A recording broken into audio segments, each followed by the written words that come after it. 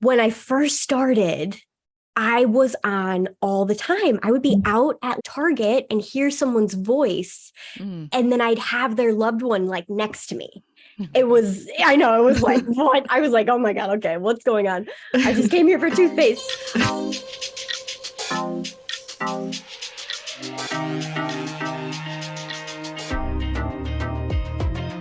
Human design reveals who you are energetically and who you came here to be. I'm Dana, human design specialist. And I'm Haley, the human design newbie.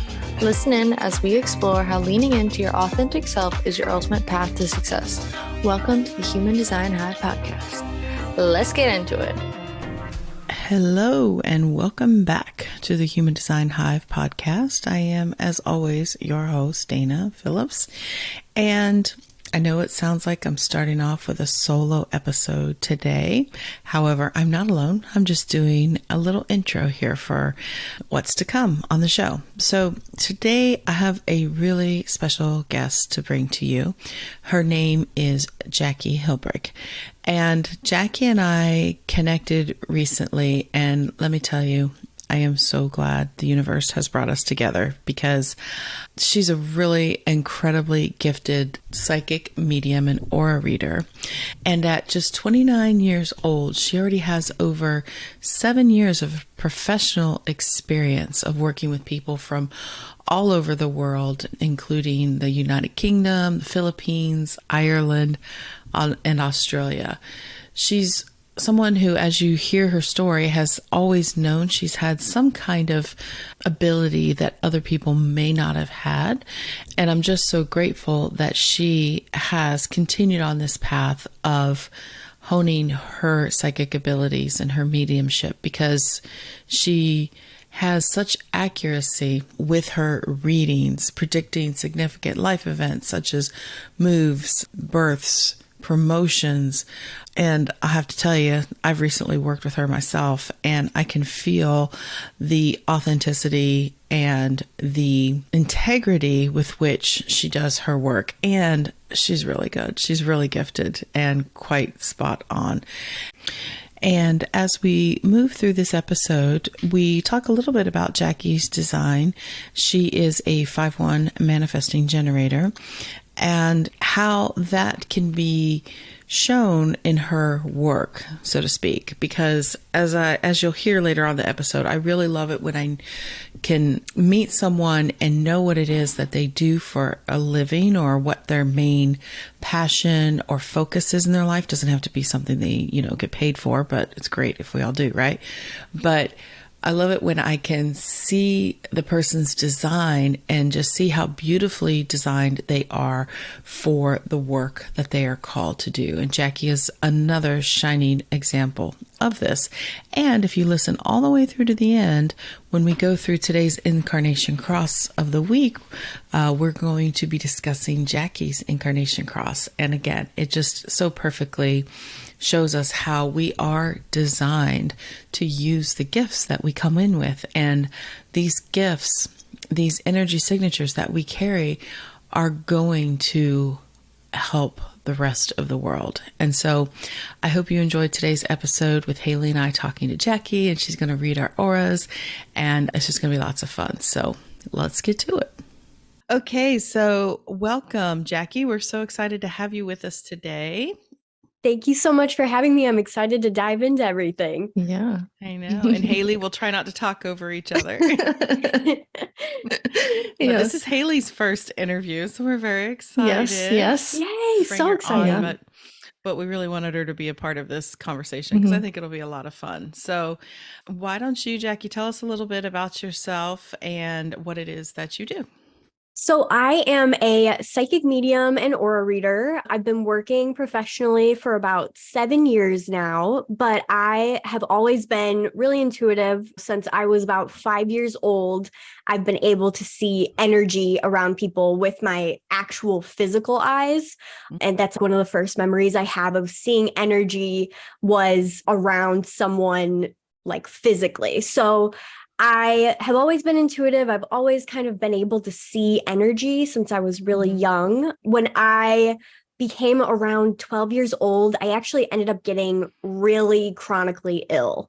and was in and out of the hospital system for 7 or 8 years fighting chronic migraines. And if I didn't have migraines, I was down sick with like strep or the flu or some sort of like infection. It was really tough. So during that time, I was a little bit more shut down, but I really credit that time as being my start to my big spiritual awakening, because I had a lot of time by myself where I was researching what is energy, what are chakras, what is an aura, all of this stuff. So when I came out of that and recovered from my chronic illness around, I think I was about 19 or 20, I started doing practice readings on friends and acquaintances and family members, and realized I was getting very accurate information, and freaked myself out a little bit for the first couple of readings that I did. And then I was like, wow, I can really use this to help people.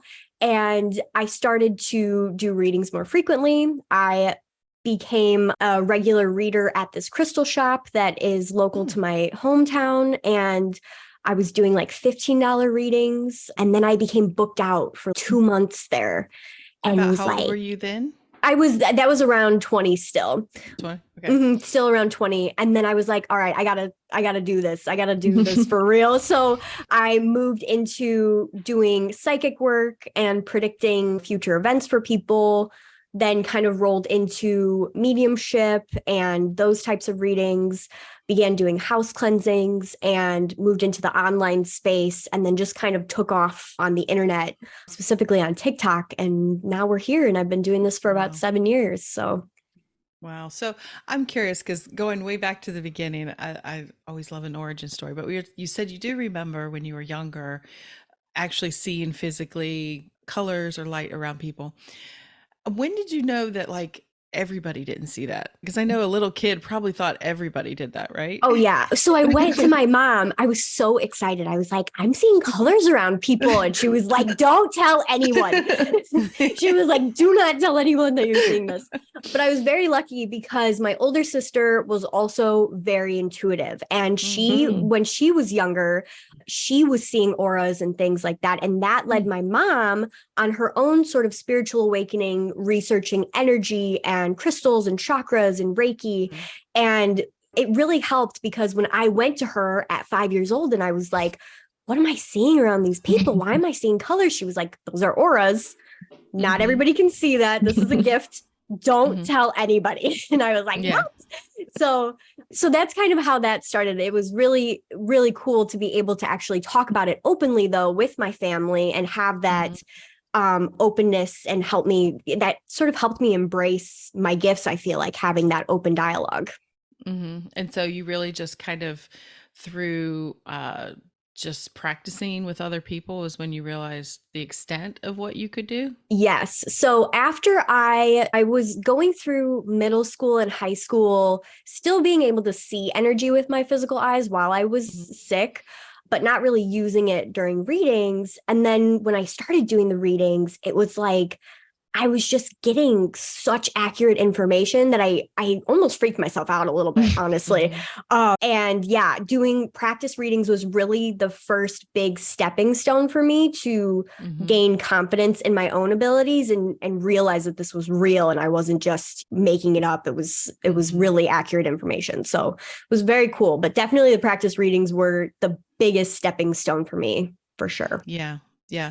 Well, I'm curious because the way we connected, you said you were familiar, you do know your design, like you've seen your human design before. Yes. And tell us your type, strategy, or not strategy, your type, your authority. Do you know all that stuff? Your profile? So I think I know some of it. So I'm a manifesting generator. I'm a 5/1 manifesting generator. I think I'm an emotional authority. You are. Yes. Okay. Yes. Look at me. But I don't, honestly, as much as I know about manifesting generators, I just know the broad scope of that. I don't really know much about the specifics on my numbers, my lines and stuff like that. Yeah. So when did you first hear about your human design, or was it through what live question? Was it through Instagram or TikTok? No, it was through my sister. My Oh, sister and really? I love personality tests and Me quizzes too. and stuff like that. Yeah, we love it. So she one day was like, "Have you done your design?" And I was like,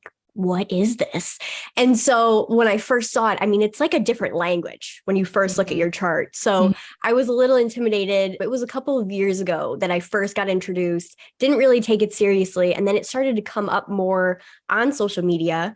And I was like, all right, let me dive back into this. And that's when I started to read more specifically about manifesting generators and things like that, the different types. So, Well, yeah, so you do have also splenic definition, spleen center, which is the center of intuition and instinct and all that. And so I'm curious, so how, because I do believe that we all have some sort of intuitive ability, because obviously the chart shows us that we do in some way. Some of us have it more consistently, because if you're looking at your chart, which I should have sent it to you, I just no, that's never okay. did.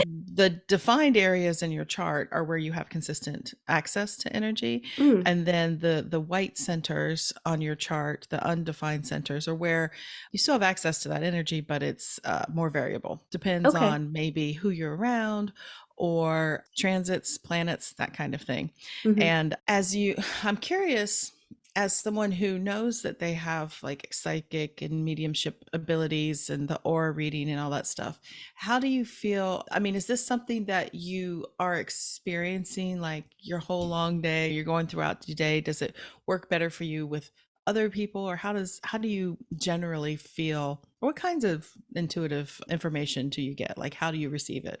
Yeah, so I kind of explain it like a radio dial, like a volume on a radio, Hmm. where I go about my day usually at like a 2 or a 3 on the volume dial. So I'm still on. I can still get intuitive hits here and there when I'm like out going about my day. I'm still able to kind of see energy and things like that.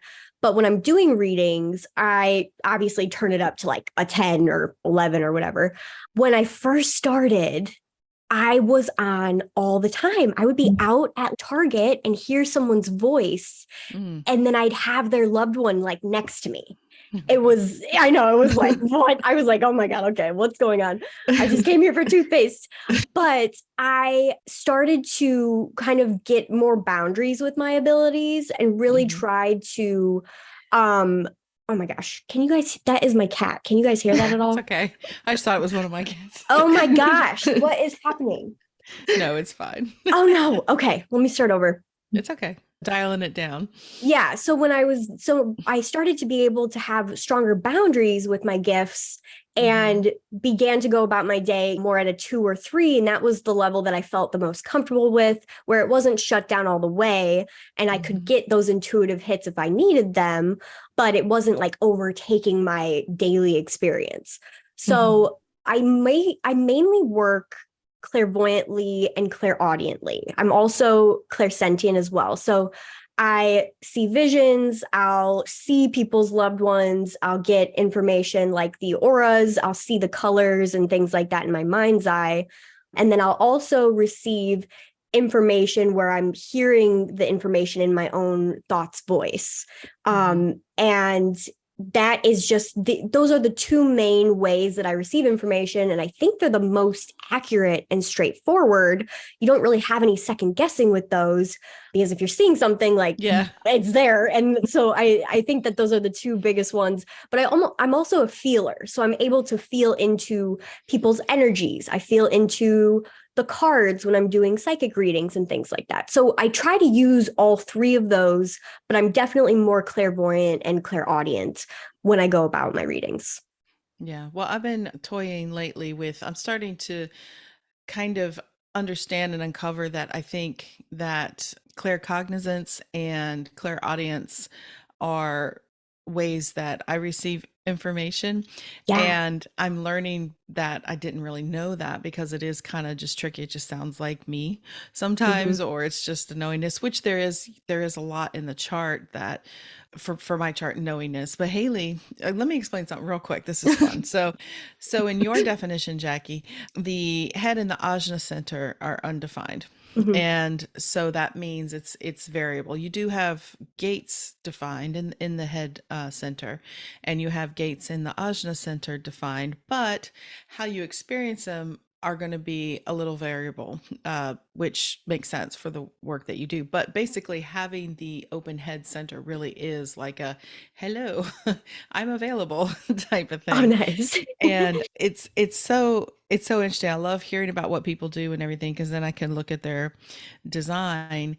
And one of the channels that creates definition in your chart, it's the 1222. It goes from the throat center to the emotional center, the solar plexus, Mm, and it is called the channel. It's well, it's called in traditional, it's called openness, or in grace, but that one is the 12. Yeah, that's in the throat. It's a communication channel, and it is called the channel, but it is individual circuitry, and it's about whether or not you're in the mood to speak, or it's not always there. It has to come to you type of thing, and don't force it if you're not in the mood. Um, interesting.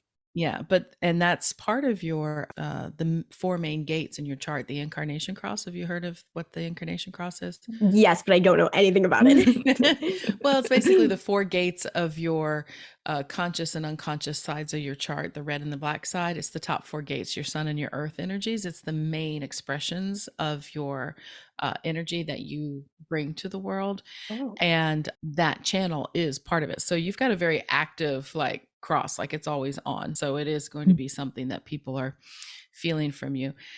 And what I wanted to ask you, Haley, because we talked about, because Haley has kind of the opposite definition. She has defined head in ajna, which is less common than having it undefined. Mhm. But Haley has said to me before about having to turn down the dial on things Mhm. before. Yeah. But you just think they're your own thoughts, or you don't know? Well, it's like there's always this kind of just running noise in my head.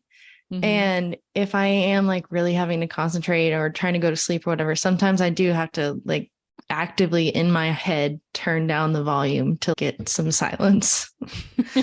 Yeah, Yeah. I relate So to that. Yeah, for sure. I don't know. I think I could just sit there and sometimes just be like, hello. I'm just enjoy silence. I don't know. But okay, so do you want to hear more about your design, or do you want to do a little aura reading? I What would you want love to to. do? I mean, I would love to do both if we could. Okay. Well, since the last time we talked, I kind of asked you, well, what did you want to know? And I put you on the spot. Did you have a Mhm. chance to contemplate anything that you were curious about? So I think my biggest thing is about my burnout. That's Mm, my question, Mhm. is really, I don't really know how to word it specifically, but I mhm. definitely have very high points where I'll have lots of activity, lots of energy going on, and then it'll drop. So Okay. is there anything in my chart that can kind of guide me with that? Yes. Okay, cool. It's actually that channel I was just talking to you about, the 1222.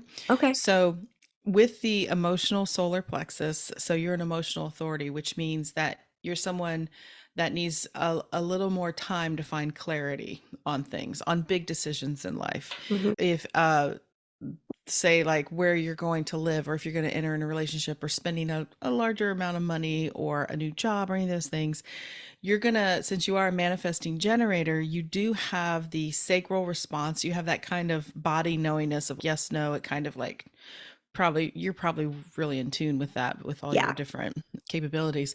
So you'll get those hits of yes, this is something I'm interested in, or yes, I want to do that. But with emotional authority, you have to kind of like at least sleep on it. If somebody offers you an opportunity and you're very excited about it, best thing you can do is be like, okay, just that sounds great. I'm really interested, but can I get back to you? Kind of, you said you got lots of invitations the other day to Yes. be on podcasts, and you're like, oh, maybe I did too many.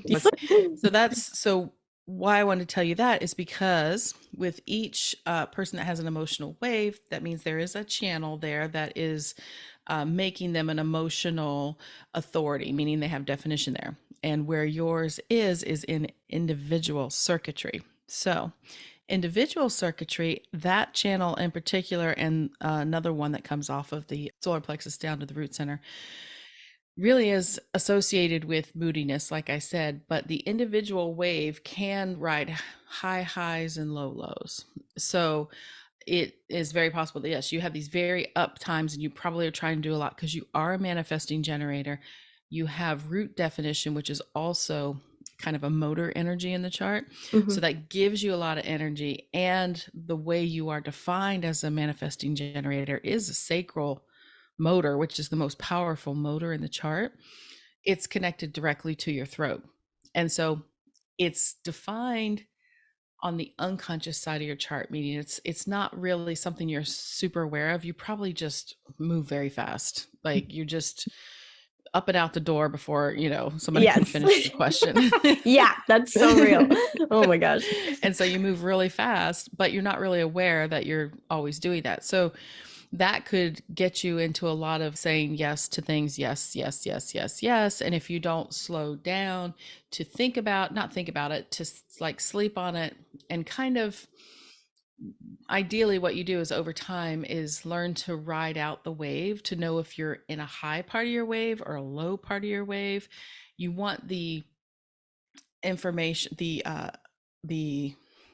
agreement that you have, the affirmation that you have, the yes that you have, you want it to stay a yes over time. Because sometimes you might say yes, you're in a higher end of your wave, and then the energy drops out and it's just like, no, you might have second thoughts, or you just realize that maybe I was just really excited at the time and I didn't have a chance to gain clarity on this, and now I kind of regret saying yes. That is so accurate. Oh my gosh. That's very accurate. And I did have one more question, and then I'd love to do aura readings on both of you guys, because you have you have very interesting kind of similar energy. The other thing was, how can I have that like reactivate that energy when I am in those lows? How can I sort of get that going again, that motor? Okay, well, the best thing to do is, first of all, understand that for the emotional solar plexus, even though it's a motor, because it is a motor, it is a mechanic of your energy. It's a mechanical function. So it operates in these waves. And like I said, for your particular type, like I have an emotional wave, but it's it's smaller in general. That kind of frequency is little smaller undulations, but with the individual wave, it is these higher, it kind of builds and then drops out, builds and drops out, or it can just peaks and valleys. However, the best way because you can't really speed it up, but what you can do is lessen the effects of it, I guess, in a way. Does that sound right, Haley? Lessen the effects in the sense that quite often when we get in a low, without knowing this information, we can search for meaning as to why we're low, right? So we're like, I'm low because I did too much, or because this person said this, or because this is happening in my life. We because we've been taught to try and figure it out, especially if we're on this journey of personal development and everything, right? We got to heal everything. Well, that's true in a sense, but at the same time, it can be to your detriment if doing all that exploration makes you feel even worse. So it's kind of like piling on top of it. So the best thing to do when you feel your energy drop out is to kind of start one, you can sort of track it over time and see if you start to notice that maybe your monthly wave, since it's a mechanical wave, maybe yours operates in a weekly cycle or a monthly, or maybe every 3 months. You'll just might start to see a pattern if you notice when you're feeling really energetic and when you're feeling really low. That's the one thing. But when you do find yourself in that low, just be like, hey, this is probably just, you'll start to recognize how it feels, that this is just, I need to take care of myself. I need to do more restorative things, not pushing it, not beating up on yourself, because over time that raises your baseline energy so that the frequency between waves can shorten a little bit. So it's not so much like digging yourself deeper in the bottom of that wave. And so that's probably the most useful thing you can do, is just recognize that it's just a function of your energy, and you can't force it back out. Love that. So also just in general in life, which you seem like a pretty positive person too, but just in general in life of try not to, I mean, I've really tried limiting my intake of certain things that I know are just going to make me feel bad, but damn it, if they don't keep sending me these rehabbed animals and stuff on Oh, no. Instagram and TikTok, I'm Are just there like the unlikely friendships of animals? I know, and they make me cry. I see some, I mean, it's beautiful. The dog got home, but I'm just like sitting there crying, going, it happened to me today. I was Oh just my like, gosh. stop it, walk away. But anyway, I love that. so half of us are defined emotionally, half are not. Haley is not defined emotionally. So for her, the challenge would be just realizing when there are these heavy feeling energies or whatever, to be like, is this even mine? Like, Mm. because that makes her very receptive to influence from other people's uh, energy. So it's interesting because in your definition, it's probably to your benefit that you do have definition in your solar plexus and your spleen center and your G center, because that kind of helps you, I think, be gifted as a medium and do what we do while also maintaining your own boundaries, like you said, because Mhm. that's your consistent energy that you're familiar with. So do you feel like you can tell pretty easily what's you and what's somebody else's? Yes. Yeah. Now I can. It was very hard when I first started, obviously, because you're like, what is going on? You're like a psychic sponge almost going Yeah. about your day. But definitely, as I've done the work more, I feel very solid in myself. And I feel like you have to be able to do this work. So that makes total sense to me. That was great. That was a great explanation. I do have another piece of advice though, as far as being the manifesting generator. Like I said, manifesting generators move very fast. And so they do have, I mean, you do have the ability to get things rolling and moving because you have a motor connected to the throat. That's the manifesting generator part. Mhm. However, this can also help you with avoiding more burnout, is knowing that you're not supposed to just initiate things on an idea in your head. You have to have something come outside of you to respond to, because generators, which you are essentially, it's a generator first and foremost, that sacral response, we're meant to respond to life. So it's something outside of us. So let's say you get an idea, which I bet you get lots of ideas because that's your unconscious sun gate, is in gate 11, which is gate of ideas. Oh. And you get tons of ideas, but they're not always all for you, which I'm sure you can probably figure that out a little bit too. But so even if you have an idea, the best way to operate is to see if something comes from outside of you, not in your own head, that kind of gives you something to respond to know if that's going in the right direction. Like you've been, I don't know, thinking about taking a vacation or something, and you walk outside and boom, there's a billboard or something that says, take a break. But I'm sure you're kind of familiar with signs and stuff. But so Yes.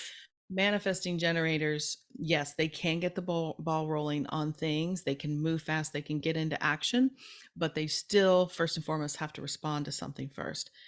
Also, to know that you're going to have lots of projects, you're going to have lots of things going on, and you don't have to finish everything. So that's where a lot of manifesting generators get a little down on themselves before they know all this stuff, is that that is a proper use of your energy, is to be busy and possibly doing 3 or 4 different projects at once.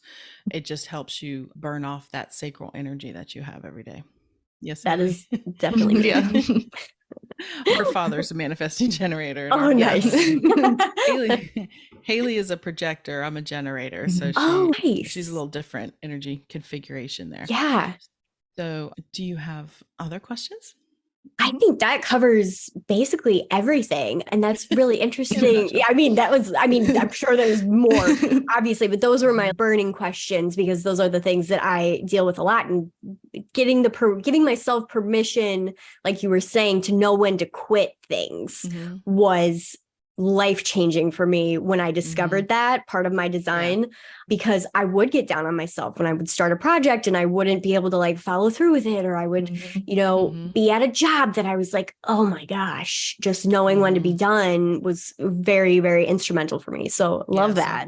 So really just, if you get used to following that sacral response and then waiting a beat, because that will help you enter into things correctly. So it will keep you from burning out. I do have a question for you on your profile. So you're a 5-1. So the five part of it, they call the heretic, which is terrible. What do we call who I learned it from also, she calls it the visionary leader, which sounds much better. Yes. Oh, that Much sounds way better. better. Yeah. Yeah. And the line one is the investigator. So that's something you like to go deep on things, learn about things. And the information that you have is meant to impact people on a universal scale, like big, not just people, but strangers of consequence. So I I love have a that one. question. I know, strangers of consequence.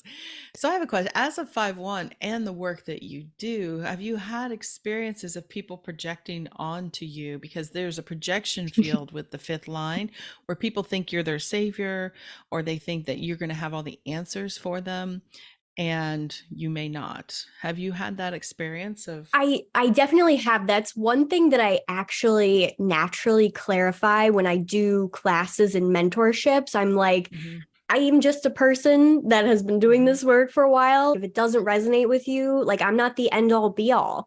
I think there's a lot of pressure in the psychic community and with mediums as well, where we kind of feel like we have to know everything. Like, we have to know what happens when we die, and we have to know how all of this works. And the reality is it's not an exact science, and that's just not possible. So one thing that I've been very clear with, or I at least try to be, is that I do not have all the answers.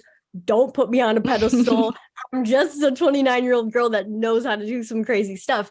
But at the same time, yeah, I have. When I first started doing this work, a lot of times I would have to, again, with the boundaries, I would have to tell people, you can connect to your own intuition. You don't have to get readings from me every month or every couple of weeks, because people almost became dependent on it to get validation for their next move and like permission to do things. And I'm like, you still have to be able to live your life, and you can connect to your own intuitive voice. You don't really need me. So that's something very interesting. I did have to do that when I first started, and just make it very clear to people that, like, you really don't need me. You can connect to your own intuition and like use that. Yeah. And that's good that you do that, because with that line 5, what can happen is if they did get dependent on you, if you having that awareness, that's why they call it the heretic. It's like they want to burn you at the stake kind of thing. Like they can start to turn on you if they feel like you're not delivering the solutions that they need, because line fives are all about delivering practical solutions, innovative solutions for people. Like, your knowingness, what you gather for your information, everything, when you bring it out into the world, it impacts people in that way, to show them a different way of doing things, or a new way of doing things. Or so it's good that you've just have had that awareness already, that you need to set those boundaries. Yeah, that's really interesting. I'm glad that I was doing that, because it was a lot at the beginning, but definitely having boundaries is like so important with this work. It's like the number one thing that you just, I mean, I'm sure you know, with the energy work that you do too, it's just like you have to be able to set those lines with people. So yeah. So, well, let's go. Yeah. So can we dive into your energy now, your auras? Okay. Yes. You guys like, yes. So, okay. So Dana, I'll start with you, just because we kind of talked about your energy a little bit the other day, but you are so green. And I was expecting you to be a little bit more blue, because blue is associated with the throat chakra. It's associated with communication. Lots of podcasters have blue as their main energy. So before we hopped on the call, I was kind of expecting you to have blue, but you got on and you're so green. So green is really the embodiment of the healer energy, the empathic energy. People that, obviously, I know that you are a Reiki master, but that is something that I see a lot with people that are doing healing work. Even nurses and people in the healthcare field will have green as their main energy. And yours is suspiciously balanced, actually. So I'm wondering, do you do what that is? yeah, do you do like yoga or grounding exercises or anything to balance your energy on the daily or weekly? Well, I tried to for a long time, and I used to do I used to do like a real vigorous yoga practice every day, but I got all that yoga a couple years ago, like going to a studio and everything. Mm-hmm. And then COVID really cut that out. So, but yeah, every day, I may not meditate every day, but I do try to do some kind of getting my head straight kind of thing. But I also do in the morning, just they could be considered yogic exercises, some kind of yoga exercise or breathing, or I just try to do something just to feel better, Yeah, honestly. so Try to that's keep your balanced. confirmation it's working, No, because I can see it. I can always tell when people are doing yoga or breath work, because the energy comes through so clear. There's a clarity to the aura that doesn't show up with like your average person that's walking down the street. I think of it as like a glass egg, like it comes through very clear. So your energy is very interesting because you do have a lot up in the mental field as well, which means that you can be up in your head a little bit sometimes. Obviously, we all can.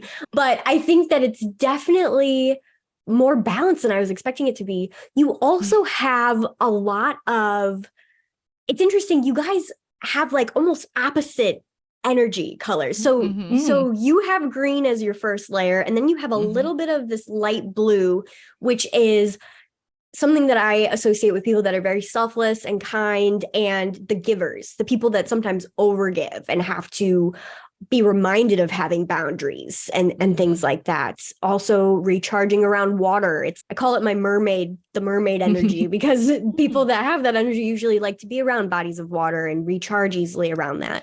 So you have a little bit of that as well around the green.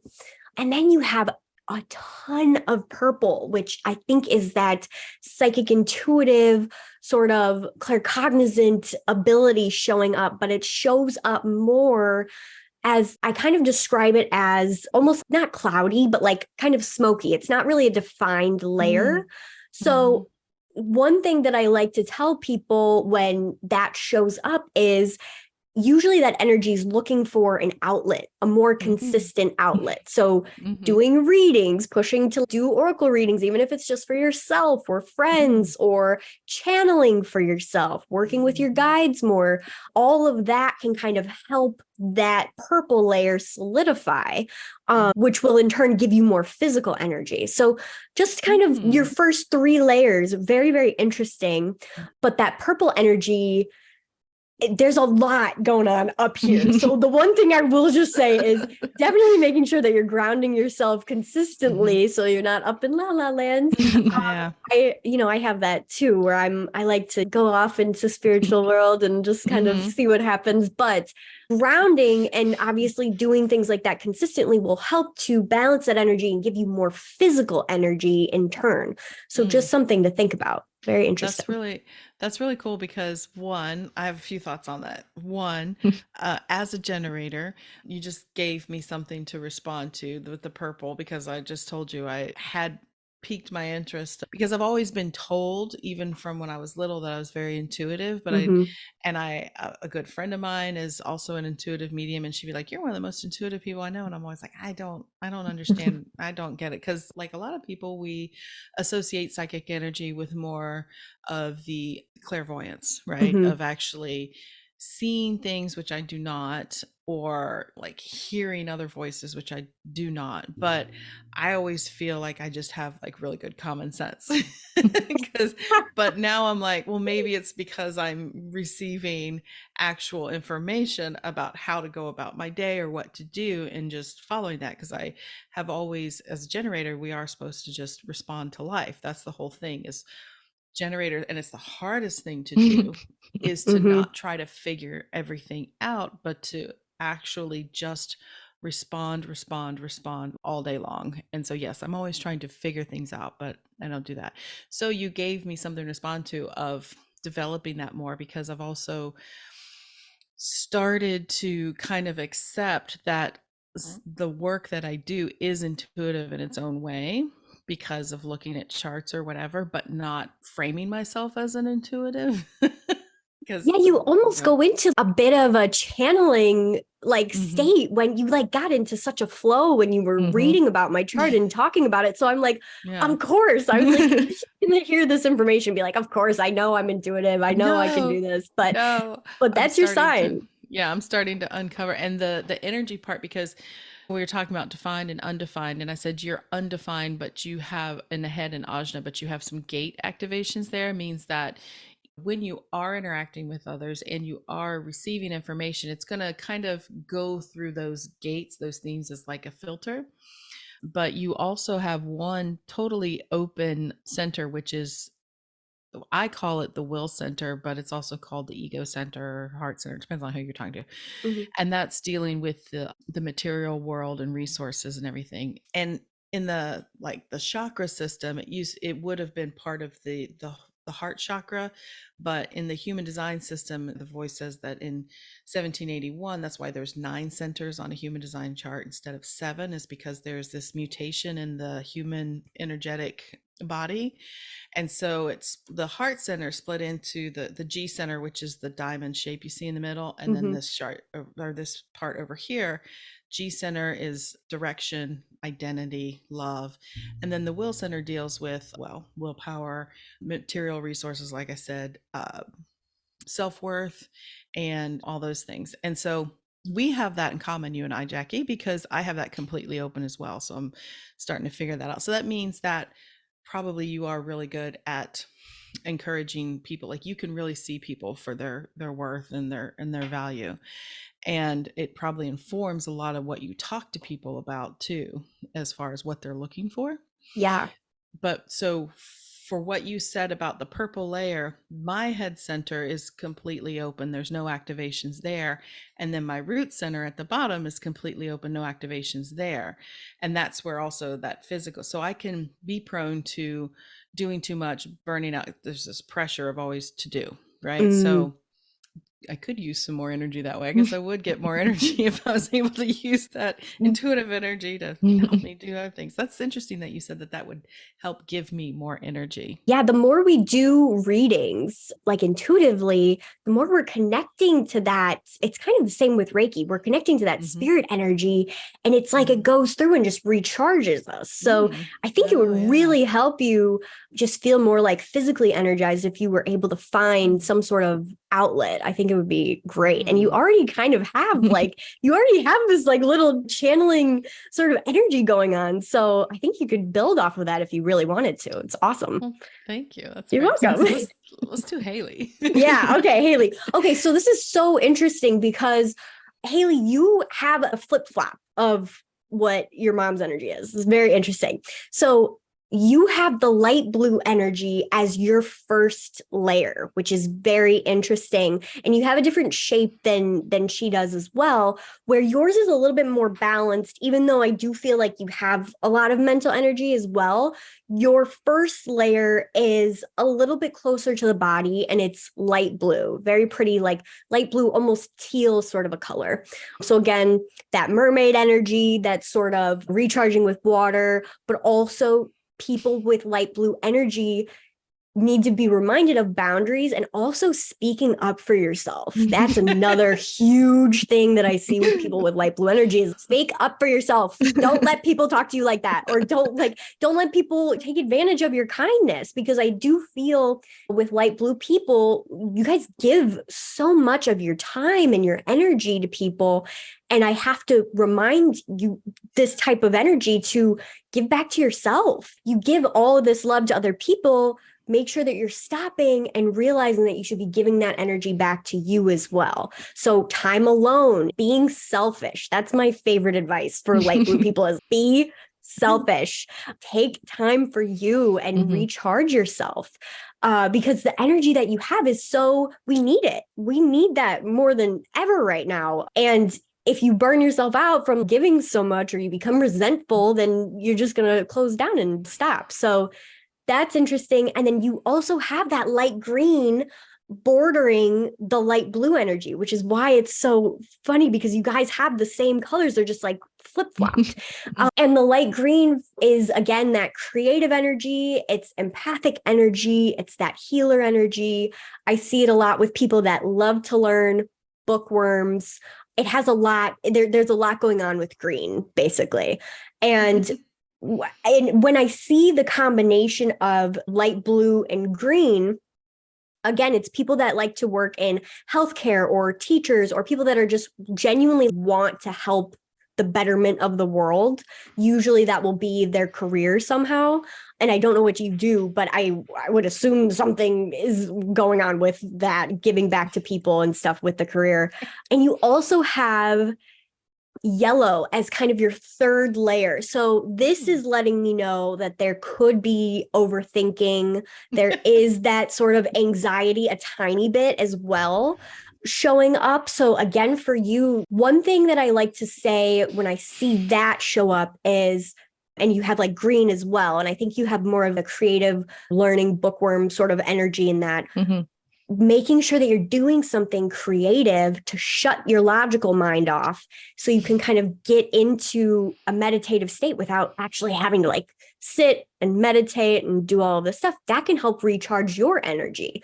So that's something that I'd like to leave with you, just because I think that would help to kind of lessen that anxiety, that overthinking energy. And it would also help to recharge your energy by doing something creative and letting your mind relax or shut off, because you're just focused on painting or writing or crocheting or whatever, music, whatever outlet that is, that can kind of help you reset and recharge your own energy. Yeah, that's so funny, because that's like exactly what I needed to hear, because I am kind of in this state right now of like, I am overthinking things a little bit more, and I have kind of dropped off on my creative endeavors. So it's exactly what I needed to hear. Yeah, it's really interesting. A lot of people that come to me and get readings that have this sort of green energy that leans more towards creative than like healer, they just need to be reminded to pick that guitar up, pick up the paintbrushes and do it no pressure and just see what happens and have fun with it. And that's usually all you kind of need. But that's something that I see a lot, because people that have green, you kind of need that like soul food of creativity to help you feel more balanced and energized and recharged. You like really need to have creativity in your life to get out of your head. So really interesting that came up too, that you needed that. I love that. Yeah. And also because, like I said, she has that defined head and ajna. So there is going to be this constant thinking, and all three gates in her head center are active. They're not all connected to the ajna, but they are active. But the one connection that she does have, the gate that she has connected from, because the head center is ideas and inspiration and divine connection, whereas the ajna is like your conceptualization and how you think and how you process, right? So she's going to be defined. We're more flexible in those areas. Like I'm wide open to how I receive information. The definition that she has, this channel she has, is in the abstract circuitry, which is collective circuitry, but it is a channel that is all about kind of like getting a lot of visual information or ideas or memory, and it all kind of downloads in a jumble and doesn't necessarily know what it is, and making sense of it, but it's very visual, and like you can see chunks of things. It's usually associated with people who are creative visually in some way. And Haley used to always say to me, I'm not creative, I'm not at all, but she's always she would make little things for me or paint something for me or do a little thing. But she would, like a lot of people, say I'm not creative because she doesn't feel like she's an artist or whatever. But I'm like, she's very creative, actually. And she does crochet. She's made me a plaque over here. I love that. She designed and did her whole wedding herself. So oh my gosh, what? Yeah, you're not creative at all. Yeah, okay.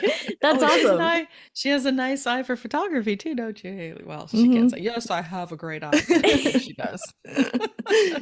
Love that. But so in a human design perspective, it is, I could just talk to you forever about this, because it's interesting, the things that you said about her aura also kind of are reminders that she needs, one, because of that definition we were just talking about, but she's also a projector, which means they're undefined in the sacral center. And so boundaries is really important because she's also undefined in that emotional center too. So boundaries and the G center, boundaries Yeah. of not losing yourself and other people. But also knowing projectors in general are here to learn when enough is enough, because that sacral energy, she can pick it up from other people, from us, and can feel. We always said in our family, there's 4 of us, sometimes 5, but Haley would be the one that's like, let's get the project done, let's see it through to the end, let's do this, do this, do this. And the other 3 of us that are generators, you'd think we'd have more energy, would be like, I don't, it's okay, I don't really feel like it. But she's jacked up on all our energy, and so I love that. she's starting to learn. The thing that projectors need to do is, yeah, you need to take rest. You need to like not feel like you have to be doing something. Your energy doesn't work that way. So I would be so interested to do like a way to see people's auras like that and their energy types and how they shake out. It's so fascinating. Yeah, that's so, I love that they totally play off of each other and they completely correspond and validate things. I've never actually had that where things that I say can be validated by the actual chart. That's amazing. Yeah, I mean, yeah, I think it can. So, Awesome. like I said, I could talk to you forever because I have so many questions, but we've already been on for almost an hour, so I don't. Time flies. Oh my gosh. Yeah. I know. And so, what are you most interested in now, Jackie? What are you working on right now? So right now I am taking a mediumship demonstration class. So what I'd like to do in the future is be able to do large group events where I'm doing mediumship readings for people. So I'm really working on that. I'm a massive perfectionist when it comes to mediumship, which is why I'm not offering one-on-one readings for that right now, but it's something I take really seriously because grief is like, I don't like to mess around with it or anything. So I want to be as close as I can to not perfect, but close when I'm giving these mediumship readings. So that's what I'm doing right now. I'm working on building up that ability and hoping to actually do more classes in the future as well, where I'm teaching people how to intuitively connect to their own inner guidance and do readings and things like that. So hopefully some things will be popping up in the fall with that. So are you doing one-on-one medium sessions then with people, or? I'm not doing that right now. Okay. I'm focusing mostly on the psychic and aura, but I expect that I'll probably be doing mediumship readings one-on-one towards the end of the year as this class wraps up. So just be on the lookout for that. Yeah, no, I do. It is important. I agree with you about grief and everything, and because it does help people. And it is interesting. A lot of people don't believe in it. I believe in it because you only have to have somebody tell you one thing that how did they know that? Because I know they want to think everybody's a fraud, but I mean, it makes more sense to me to be able to communicate with people who passed over than not. Yeah. Because, I mean, we're all just energy, right? So I mean, it makes total sense. I mean, do you ever wonder, well, you said your sister had some psychic ability as well. Is she medium abilities as well, or your mom, or? So my older sister, yes, definitely had the abilities to like see spirits and things when she was younger as well. She went a little bit of a different path, closed down and just going about her normal life now, but my entire family is extremely intuitive. So even my dad is intuitive. He's like this big biker dude, like he'll never admit to it, but he is super intuitive and in touch with energy as well. My mom did Reiki and my younger sister is also very empathic and does readings. So we're all just kind of out there and embracing our gifts, which is great. Yeah, that is great. Yeah, especially, a lot of men won't necessarily feel that there's, like I said, I think they would think more, well, it's just common sense. I think your dad's like that, Haley. I think he can pick up on stuff as well, but he just doesn't really get it. And so So I do have a lot more questions, but I want to respect everybody's time. Oh, but Haley and I do this thing on the podcast called the Incarnation Cross of the Week. And we usually do it from a random number generator because there's 192 different combinations, different incarnation crosses. Wow. And so we'll just pick one and do a little synopsis. But I figure since we have a guest, we could do a little synopsis Yay! first. Great. Yeah. So you have it's called the left angle cross of informing, which is interesting as we already start out, right? And so for the listeners and for Haley, so her her conscious sun is in gate 22, conscious earth is in gate 47, unconscious sun is 11, and unconscious earth is 12. Those are the 4 top gates that you're on your chart. And so let me give you a little synopsis here. So left angle cross of informing. Let me try and do this without moving my microphone. Okay, it says your role is to listen and observe carefully, gather information, and share it effectively with your community. It's important to avoid speaking too soon. I think that's that 12. Yes. You are also responsible for leading, teaching, and inspiring others to understand the connection between mindset and creativity. Just literally what you just did. What? Your insights and inspiration help people heal their relationship with creativity and trust in their own imagination. You teach the importance of having the right mindset to help create opportunities. Your ability to offer divine ideas and inspiration helps others strengthen their faith and believe in abundance. Embrace your role as a guide and catalyst for positive change, using your gifts to empower others and create a more harmonious and creative world. Wow, I love that. I know. That's so nice. Yeah, it's just a little synopsis from a couple different sources, smash it together, and that's what we come out with. So love it. I think that's why I said that's why I love human design so much, is because it doesn't, we talked about this before, it doesn't predict the future. It really just shows you like it's not even like potential that you have to live up to. It's no, this is the energy signature that you have, whether you are aware of it or not. This is what's happening when you walk into a room. Now there's going to be variability maybe on how you're expressing those themes or those gates, because we're human, we have ups and downs, but knowing that you can rely on those defined areas and within your energetic makeup to know that it gives you such a great ownership of who you are, so that it really does show people when they start to see it, they just feel so understood and seen. But it also, when you meet someone such as yourself and you kind of know what they do, and then you see their design, it's like a no-brainer. You're like, well, of course, look at it. You're like made for this. That's so awesome. I love it. Yeah. I just love seeing women your age that already have done so much self-exploration and know what they're about, which I think is what this whole next generation is all about. And I just think it's beautiful to see you doing this kind of work in the world and helping people. So oh my gosh, thank you so much. That's so nice of you. No, we're just really delighted to have you here. Thanks. This was so great. I had so much fun. Oh my gosh. Yeah. So it was really great talking to you, Jackie, and we look forward to talking to you again. Thank you. Thank you so much for having me. Yeah. So glad you were here. Bye. That was so much fun. It was so much fun. Yeah. And what were you saying about the aura flip-flopping? It was so cool that our energies are flip-flopped like that. I mean, we have that different outer layer, but then our first and second layers were flip-flopped. That was so cool. I know you. And I sit here and I look at the screen. I'm like, how does she see that? And I don't see it. I would do that. Well, I have sometimes they talk about the aura reading, or I remember I would, when I was younger, you sit there and stare. I had to go to church when I was younger. When you sit there and stare at someone long enough and you're like, am I seeing an aura, or is it just the shadow? You know what I mean? Like when you stare at something too long and then like you move and there's like there's like the imprint of but never did I see like vibrant colors like that. So and then when she said teal on you, I'm like, oh well, she's kind of teal. associate Haley with teal for sure.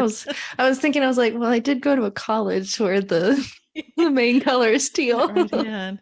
I'm a little concerned though about all the water talk, and you've done move yourself out to the mountains. It's probably not a bad thing. No, I'm sure it's good. That was just so fun. We really enjoyed Jackie. Yes, that was so much fun to have here. So everybody, please go check out her website. It's etherealjack.com, but we'll have that linked below in the show notes. And who knows, we might have her back soon, and we really hit it off. Maybe some things in the works. Collaborating some more. Yeah, that'd be fun. So, all right. Yeah. Well, appreciate you, Haley, and I'll be talking to you soon. Okay. Okay. Bye. Bye.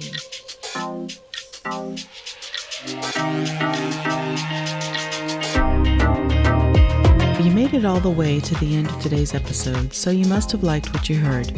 If you did, make sure you subscribe so you never miss an episode, and perhaps leave us a good review.